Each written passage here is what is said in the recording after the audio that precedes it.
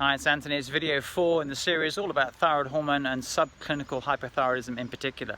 Now, there's a group of foods that contain goitrogens. They're substances which inhibit thyroid in some way. I thought I'd share with you some information. There's a long list of them. The cruciferous vegetables, very healthy for us. Broccoli, cauliflower, cabbage, there's collard greens, millet, soy's on the list, sweet potato, turnips, parsnips, spinach, swedes, strawberries, and soy products. I've mentioned that already. So there's quite a long list, and millet as well. There's a lot of these foods are healthy foods for us. And there are 3 different types of goitrogens. I thought I'd share those with you, and the 3 different mechanisms by which they operate. I thought I'd share that with you too. And then we can make up our mind whether we need to pay attention to them or not.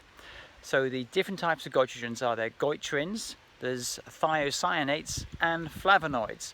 And the first 2, goitrins and thiocyanates, they're actually produced when the food is cut or crushed or chewed, for example. That's when the plant creates these substances to defend itself, and that's when they're created. The flavonoids are often contained in a wide variety of healthy foods like resveratrol in red wine, for example, or grapes. And then there's polyphenols in apples and so on. And in fact, there are hundreds and hundreds of flavonoids. So what's the deal about these goitrogens? They have 3 different mechanisms by which they impact thyroid hormone.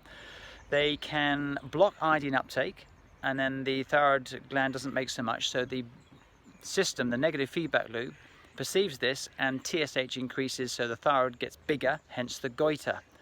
The second mechanism is that they inhibit TPO, thyroid peroxidase enzyme, that puts the iodine onto the T of tyrosine to make thyroid hormone. And thirdly, they decrease TSH.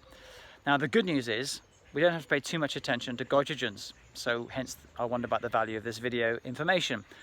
Except there's one food where the goitrogenic substances are not inhibited or destroyed by cooking, and that's soy. But even then, there's not a huge amount of data to show that eating soy, unless one eats an awful lot, will have too much of a negative impact on your thyroid hormone function. So there we have it. Goitrogens, more of a storm in a teacup perhaps. There's a long list of foods that contain them. Cook the foods and generally you'll be absolutely fine. Don't eat too much soy if you really do have a thyroid problem. And now you know a little bit more about goitrogens. Thanks for watching.